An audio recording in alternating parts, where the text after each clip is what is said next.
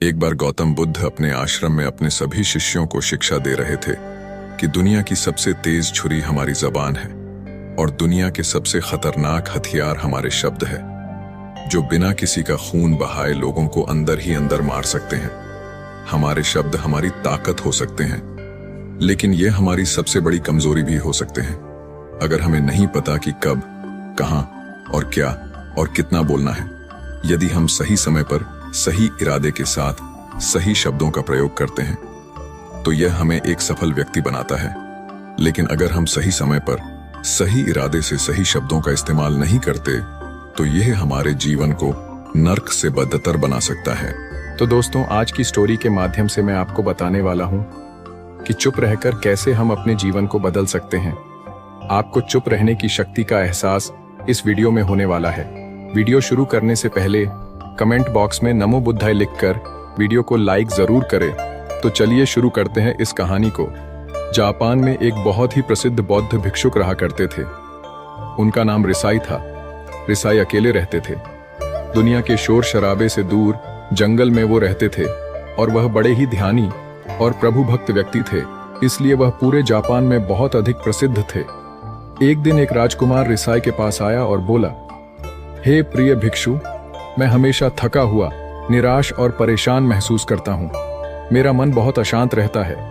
हालांकि मेरे पास सब कुछ है, दौलत, शोहरत, सुख सुविधाएं, जो हर व्यक्ति चाहता है या पाने की इच्छा करता है, लेकिन फिर भी मेरे अंदर इतनी अशांति और चिंता क्यों है?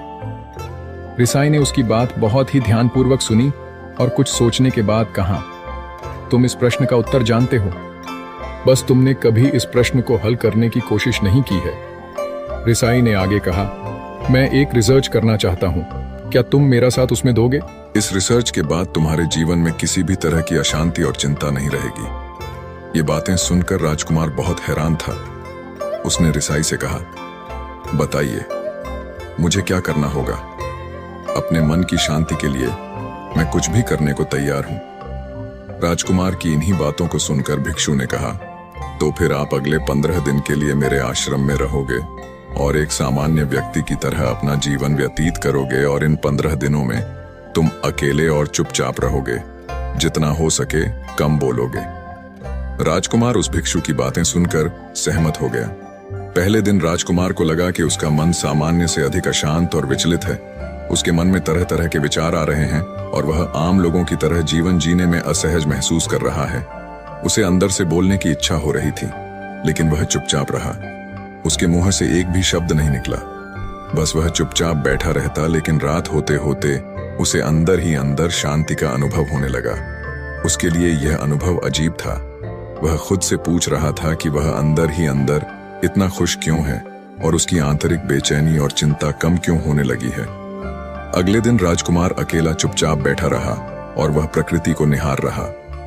वह पौधों को, फूलों को, आकाश में उड़ रहे पक्षियों को, वह अपने जीवन में पहली बार यह अद्भुत दृश्य महसूस कर रहा था कि उसके पास कितनी सुंदरता है।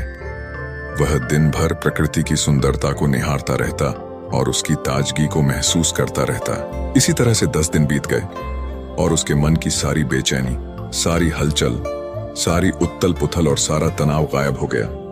11वें दिन की सुबह राजकुमार फिर से एकांत में बैठ गया और कुछ ही मिनटों में उसकी आंखें अपने आप बंद हो गईं और वह गहरे ध्यान में चला गया। वह पूरे दिन वहीं पर आंखें बंद करके बैठा रहा और गहरे ध्यान में डूबा रहा। ना कोई शब्द, ना कोई चिंता। राजकुमार भीतर से असीम शांति और आनंद से भर गया। राजकुमार अपने बाकी के 4 दिन इसी तरह गहरे ध्यान में व्यतीत करने के बाद 15 दिन बाद रिसाई के सामने प्रस्तुत हुआ और रिसाई को प्रणाम करके बोला, प्रिय भिक्षु, मुझे उत्तर मिल गया कि मेरे मन में इतनी उथल पुथल और चिंता क्यों थी। मैं जान गया कि मेरा मन इतना अशांत और विचलित क्यों था। रिसाई मुस्कुराते हुए पूछा, बताओ, क्या उत्तर मिला तुम्हें? राजकुमार ने कहा, मैं आवश्यकता से अधिक बातें करता था। मैं किसी पर भी अपने शब्द और ऊर्जा व्यर्थ करता था। मैं दिन भर अपने लोगों से फालतू की बातें करता रहता और फिर उन्हीं के बारे में अकेले में सोचता रहता और ज्यादातर समय नकारात्मक ही सोचता रहता। इस तरह मैं बस अपना समय बर्बाद कर रहा था। ज्यादा बोलने और नकारात्मक सोचने की वजह से मेरा मन अशांत और बेचैन हो गया था और इसी वजह से मैं किसी भी काम को ठीक से नहीं कर पा रहा था, जिसकी वजह से मैं हर काम में असफल होने लगा। और फिर इन्हीं लगातार मिलने वाली असफलताओं की वजह से ही मैं और भी उदास और चिड़चिड़ा हो गया। इन्हीं सभी चीजों की वजह से मेरा जीवन नष्ट हो रहा था। लेकिन यहाँ पर बिताए हुए 15 दिन मेरे लिए पूरी तरह से अलग थे। मुझे कुछ अलग ही एहसास यहाँ पर हो रहा था। अब मुझे ऐसा लग रहा है मैं अपना जीवन पूरी तरह से जी रहा हूँ, लेकिन इससे पहले मैं अपना जीवन गलत तरीके से जी रहा था। और मैंने यह भी सीखा कि हमें सिर्फ ध्यान करने की जरूरत नहीं है। ध्यान अपने आप होता है जब हम इस शांत और मौन होते हैं। ध्यान के पिछले कुछ दिनों के दौरान मैंने जो पहली चीज सीखी वह यह है कि मनुष्य के जीवन की सबसे महत्वपूर्ण घटना स्वयं को जानना है। यह सुनकर रिसाई ने कहा, सिर्फ तुम ही नहीं, दुनिया में ज्यादातर लोग जरूरत से ज्यादा बोलते हैं। आज भी लोग ज्यादातर समय केवल एक दूसरे को नीचा दिखाने के लिए ही बोलते हैं। कुछ लोग ना चाहते हुए भी बातें करते हैं और अपना जीवन बर्बाद कर लेते हैं। रिसाई ने राजकुमार को चुप रहने का महत्व समझाते हुए कहा, एक बार गौतम बुद्ध से उनके शिष्यों ने पूछा, प्रिय बुद्ध, आप ज्यादातर समय चुप क्यों रहते हैं? बुद्ध ने कहा, क्योंकि चुप रहने से व्यक्ति अंदर से अनंत शांति की गहराइयों में होता हूं। मौन अपने भीतर उतरने की पहली सीढ़ी है। मौन के बिना स्वयं को जानना असंभव है। स्वयं को जानने और समझने का पहला नियम है कि मौन हो जाओ, उतना ही बोलो जितना अत्यंत आवश्यक हो। बेफिजूल की बातें करना छोड़ दो। तुम अचानक पाओगे कि 90% से भी ज्यादातर लोग व्यर्थ ही ज्यादा बोलकर अपना समय बर्बाद कर रहे हैं। ना बोलने का कोई भी नुकसान नहीं है, लेकिन यदि आप ज्यादा बोलते हैं तो आप अत्यधिक गलती कर देते हैं। अगर व्यक्ति कम बोलना शुरू कर दे दो, दुनिया की 90% मुसीबतें कम हो जाएंगी, झगड़े फसाद कम हो जाएंगे, उपद्रव कम हो जाएंगे, अदालतें कम हो जाएंगी। अगर लोग थोड़ा चुप रहना सीख लिए, संसार की बहुत सारी समस्याएं हैं, बहुत सारा उपद्रव सिर्फ बोलने से पैदा होते हैं। सारी बात मौन सीखने की है। जब तुम नहीं बोलते तब तुम एकांत में अकेले हो गए। भरे बाजार में भीड़ में खड़े हो नहीं बोलते, हिमालय के शिखर में पहुंच गए। जिसने मौन की कला जान ली, वो भीड़ में भी अकेले होने की कला जान लेता है। वो अपने भीतर ही डुबकी लगाने लगता है। एकांत में तो आदमी स्वर्ग में है। दूसरे की उपस्थिति ही बेचैनी पैदा करती है। पहले तुम्हें चुप रहने की शक्ति को धारण करना होगा। इससे तुम अधिकतर ऊर्जा को बचा लोगे और फिर इस स्थिति में पहुंच जाओगे कि तुम कम बोलने लगोगे। अगर तुम किसी के यहां पर जा रहे हो और परेशान हो जाओ तो ऐसे में उचित है कि आंखें बंद कर लो और अपने में खो जाओ। वहां से आपको ताजगी महसूस होगी, क्योंकि तुम्हारे अंदर ही जीवन का वो स्रोत छिपा हुआ है, वह किसी दूसरे में नहीं है। इसके बाद राजकुमार उस रिसाई से पूछते हैं, आखिर कौन हमें अपने अंदर तक लेकर जाएगा? ये बातें सुनकर रिसाई बुद्ध कहते हैं, तुम्हें स्वयं ही अपने अंदर उतरना होगा और वहीं से परम राज्य जीवन का आनंद ले पाओगे। आनंद का यहीं से जन्म हुआ है, यहीं से तुम मौत में डूब जाओगे। यही तुम्हारा सूरज उदय होगा और यहीं से अस्त होगा।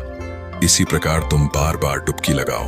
जब भी तुम डुबकी लगाकर लौटोगे, वहां से तुम पाओगे फिर ताजगी भरी जीवन की नई संपदा मिलेगी। इस नई शक्ति के जन्म होने से तुम्हारी थकान गई, उदासी गई, चिंता गई। जैसे कोई स्नान करके लौटता है तो शरीर शीतल हो जाता है, शांत हो जाता है।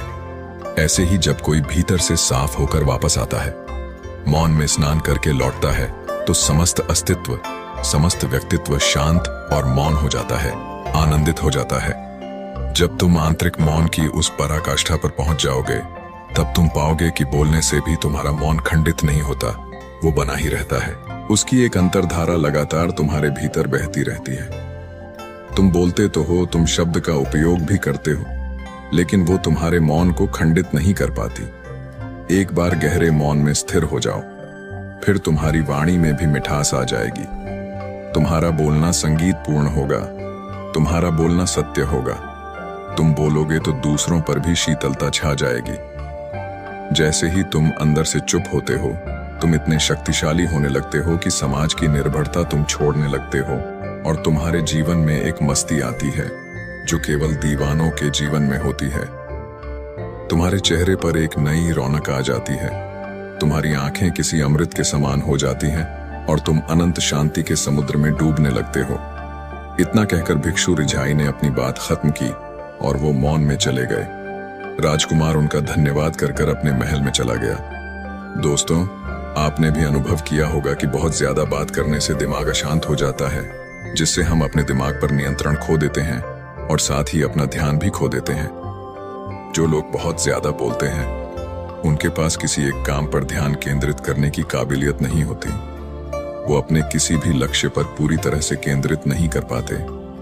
अगर हमारा दिमाग एक जगह केंद्रित नहीं है तो हम जीवन की सच्चाई नहीं समझ पाते और ना ही मनचाही सफलता कभी हासिल कर पाएंगे। इसके अलावा भी आपने देखा होगा कि जो लोग अधिक बोलते हैं वो अक्सर लोगों के बीच हंसी का पात्र बन जाते हैं, और जो लोग कम बोलते हैं और अपनी बात पर कायम रहते हैं उन्हें लोगों से सम्मान मिलता है। लोग उनकी बातों को सुनते हैं और उन पर भरोसा भी करते हैं। जो लोग जरूरत से अधिक बोलते हैं और अपने विचारों के बारे में पक्के नहीं होते, उनका दिमाग स्थिर और विचलित रहता है, शोर से भरा रहता है, और एक अशांत दिमाग वाला व्यक्ति जीवन में किसी भी चीज में सफल नहीं हो पाता, क्योंकि वह किसी भी काम में फोकस नहीं कर पाता।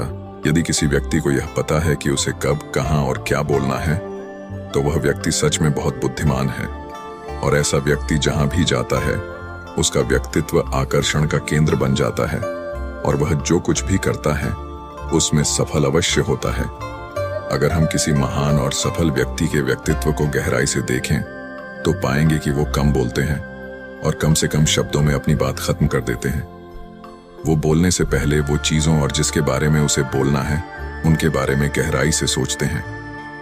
लेकिन जो लोग बहुत ज्यादा बोलते हैं, बहुत बार वो झूठ भी बोलते हैं और अपनी बातों से दूसरों के मन और विचारों पर कचरा डालते रहते हैं। वह ज्यादातर समय दूसरों की बुराई करते रहते हैं, इसलिए उनके अपने भी उनसे नफरत करने लगते हैं और उनसे बचने की कोशिश करते हैं। हमारे भारतीय उपनिषदों में कहा गया है कि हमारे शब्द वास्तविक ब्रह्म शक्ति हैं।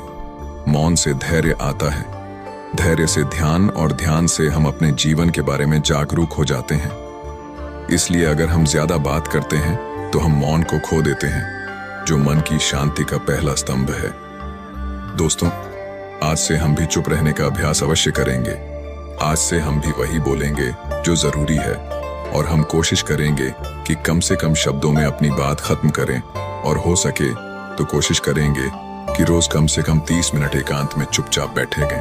और मुझे पूरा विश्वास है कि इससे हम सबके अंदर एक सकारात्मक बदलाव जरूर आएगा। इसी के साथ इस वीडियो को खत्म करते हैं। दोस्तों, उम्मीद करता हूं आपको इस कहानी से एक अच्छी सीख मिली होगी। ये कहानी आपको कैसी लगी हमें कमेंट बॉक्स में कमेंट करके जरूर बताएं, और साथ ही इस कहानी को अपने दोस्तों के साथ जरूर शेयर करें ताकि उन्हें भी इस कहानी से कुछ सीखने को मिल सके। धन्यवाद।